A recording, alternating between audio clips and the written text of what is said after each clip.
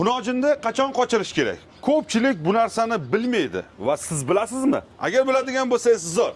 Agar bilmaydigan bo'lsangiz ko'pchilik birinchi buzma qildiradi va undan keyin novvosga qochiradi. Endi bu narsani salbiy tomoni ham bor va foydali tomoni ham bor. Assalomu alaykum Sardoz kanal hurmatli tomoshabinlari. Biz bugun Qo'qon shahriga doktor Tohirjonni oldilariga keldik. Veterinar vrach. Assalomu alaykum. Va alaykum assalom. Yana ko'rishganimdan xursandman. Charchamayapsizmi? Shu vaqt bo'ling. Xo'p, bu yerda hozir ushbu savollarga biz javob olamiz. Veterinar vrach tomonidan, demak, foydali ma'lumotlarni o'tkazib yormaslik uchun kanalimizga obuna bo'ling va albatta bitta laykingizni ayamang. Assalomu alaykum hurmatli kanalimiz kuzatuvchilari.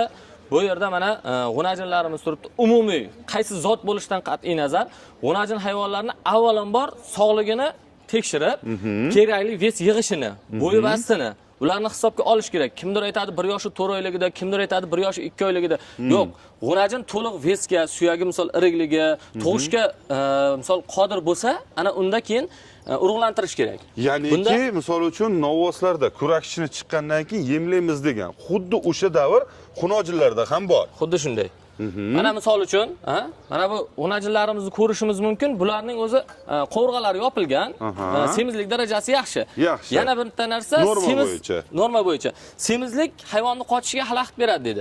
Bunday emas. Hayvon to'liq, misol sog'lom holatda, yaxshi ratsionda boqilsa, mana bunday zagonda boqiladimi yoki baylab boqiladimi, yaxshi sharoitda boqilsa, uni semiz ozg'inligini qochishga aloqasi yo'q. Bu yerdagi eng yosh g'unajinimiz ham 1 yoshi 4 oylik, 5 oylik holatda. Xo'p, bu yerda hozir asosan simmentallar, to'g'rimi? Simmental. Va yana bitta o'rinli deb bildim savolda. Demak, qovurg'alari ko'rinmayapti. Bu degani normal holatda degani, to'g'rimi? Normal holatda.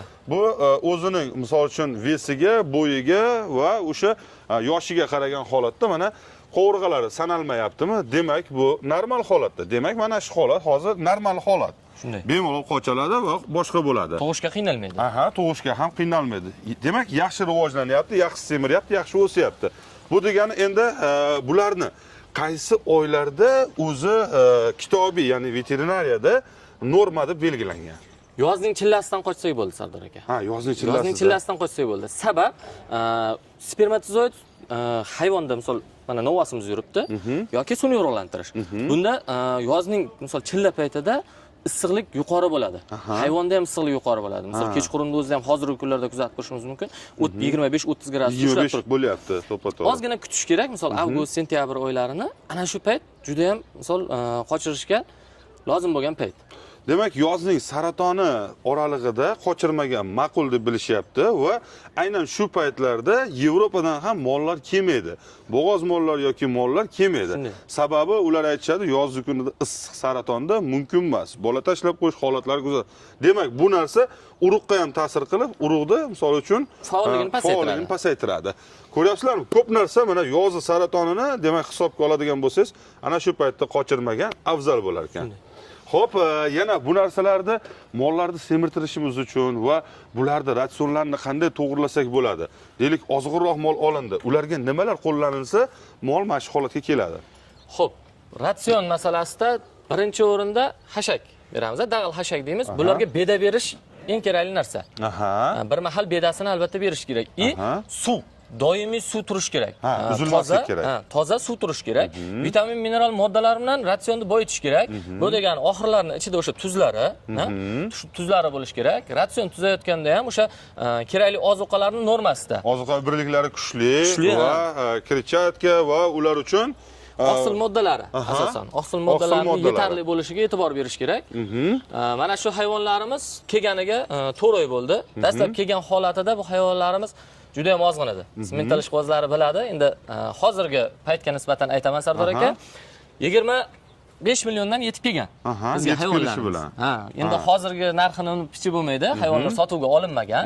Xolos sutchilik fermasini tashkillash maqsadida olib kelingan. Juda ham zo'r.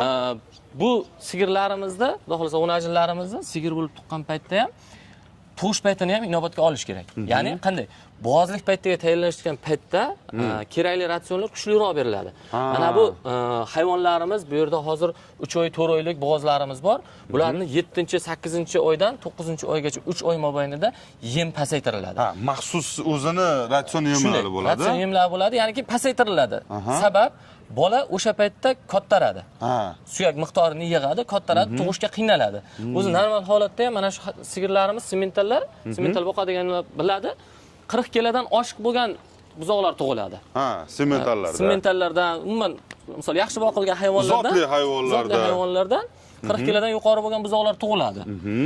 Bularni o'sha tug'ish jarayonini ham hisobga olish kerak. Ratsion berayotganda tug'ish jarayonini hisobga olish kerak. 7 oylikdan keyin yemni pasaytirish kerak.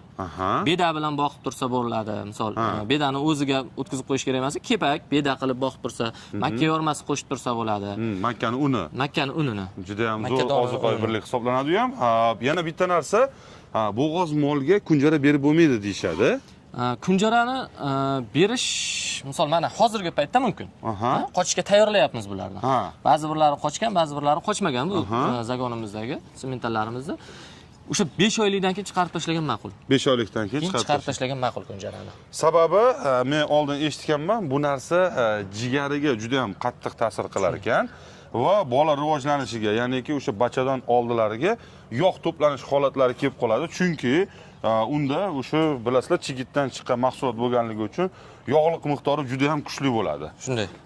Uni yaxshi hazm qila olmaydi, og'irlik, ikkinchisi esa uyog'iga yog' to'planib semirishga olib keladi va ertaga qiynalishi mumkin bo'lar ekan. Shuning uchun aytib o'tilganda 5 oylikdan keyin bermaganingiz ma'qulroq.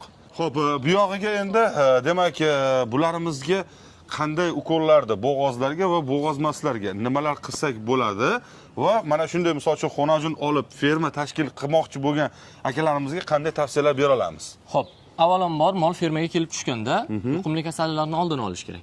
Birinchi o'rinda vaksinatsiya, yuqumli kasalliklarni oldini olish kerak. Ikkinchi o'rinda gelmitsizlantirish. Ichki va tashqi parazitlarga qarshi ishlash kerak. Ratsionni yo'lga qo'yish kerak. Mana bunday misol qochirish kerak bo'lsa, agar bog'lab boqadigan bo'lsa, yurgizdirib boqishsin. Agar zagoni bo'ladigan bo'lsa, zagonga qo'yib yuborishsa, juda ham yaxshi effekt beradi. Chunki qo'yib yuborishsa. Bitta narsa shu yerda aka, hayvon yurgan paytda bachadon tos bo'shlig'ida bo'ladi. Bu bachadonda qon aylanishini faqat yurgizdirib, bachadonning misol funksiyasini yaxshilash mumkin. Hayvon yurgan paytda bachadonda qon aylanishi yaxshi bo'ladi. Ko'pchilik hali yurgizdirsa, misol yaxshi qochadi desak, yo'q, hali nima qilmaydi-da, turgan joyda ham qochadi, to'g'ri. Misol hayvon yaxshi bo'lsa, sog'lom bo'lsa qochadi, lekin ba'zi bir kasalliklarni kelib chiqarishi, endometrit, miometrit, polimetrit degan kasalliklarimiz bor. Bular o'sha tug'ruqdan keyingi, hozir bular g'unajini tug'ruqdan keyin hayvonni yurmay qolish natijasida bachadonda qon aylanishi sust bo'ladi. Ana shu paytda misol biz bilamiz, mol tuqqandan keyin bachadon bo'yinchasi ma'lum vaqt ochiq bo'ladi. Ma'lum vaqt 3 kundan 5 kungacha deyishimiz mumkin. Misol aynan kuni yo'q, ba'zi bir hayvonlarda kasalliklar bo'ladigan bo'lsa, uzoqroq muddat ham ochiq qoladi. Bunda o'sha bachadondagi qolgan nushuklar chiqib ketishi kerak. Mana shu holatni ta'minlash uchun kuzatuvchilarimizga, sigir boquvchilarga mol tuqqandan keyin yoki g'unajinligida yoki qochma qilish uchun albatta yurishni tashkillaylar. Eng to'g'ri usul, eng sog'lom usul mana shu. Keyingi o'rinda vitamin, mineral moddalar. Vitamin, mineral moddalar.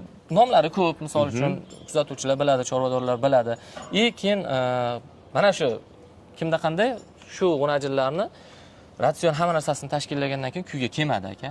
Ochiq aytaveraman, uni chorva firmaning egasi ham biladi.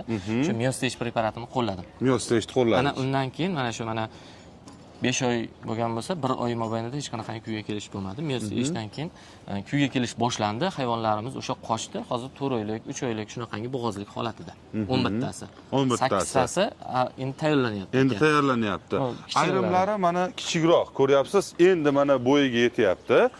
Qolganlari qochganlari ham bor, mana yelim xaltalarni ichi qo'zg'atganlari bor. Bu degani ko'ryapsizlar qanchalik darajada foydali. Miostageni eshitganlar biladi, tabiiy oqsil. Bu oqsil organizmga juda ham muhim, zarur. Chunki bular yaylovda yurib, o'ziga kerakli, o'ziga yoqqan, misol uchun siz do'lma yegingiz kelyapti. Do'lmani o'zi organizm xohlaydi. Siz yoshligingizni yeb ko'rganligingiz uchun o'sha do'lmada siz uchun kerakli vitaminlar borligi uchun organizm mana yegim kelyapti, anaqa yegim kelyapti degan narsani aytadi. Ba'zida morojniy yegingiz kelib qoladi. Xuddi shunda bularda u narsa tanlov yo'q. Siz berganingiz yeydi Va bular uchun albatta vitamin komplekslar va undan tashqari Miostage, oqsil, bu narsani yana bitta narsa ko'pchilik gormon deb o'ylashar ekan. Bu Miostage gormon emas.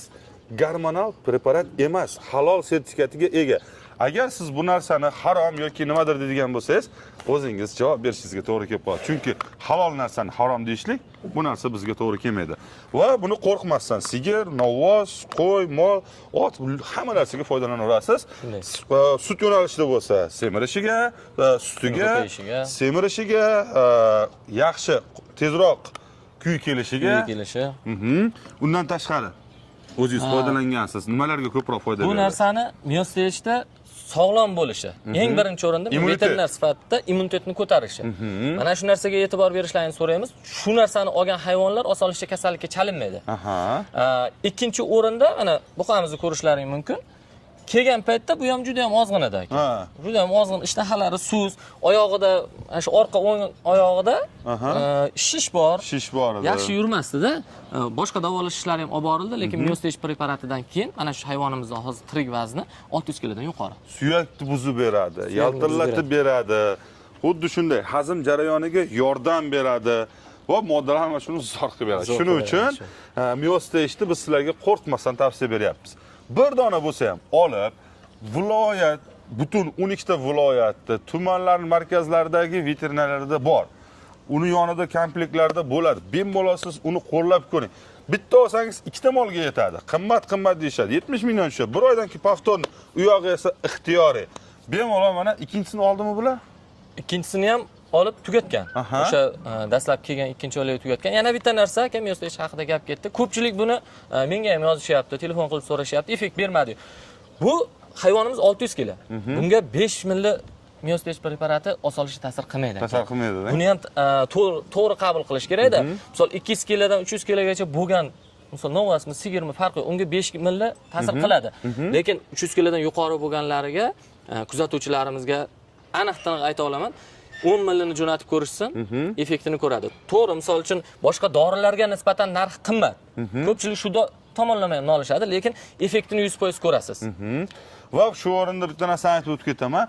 Agar mabodo 5 emas, 10 jo'natadigan bo'lsangiz, hech qanday nojo'ya ta'sirlari yo'q. Shuning uchun bemalol mana shunaqangi mishkalaringizni tezroq semirtirmoqchi bo'lsangiz, foydalaning va xudo xolasa semirishiga va urug'ini foizini ko'tarilishiga ham yordam beradi bu narsa. Shuning uchun biz sizlarga qo'rqmasdan tavsiya beramiz.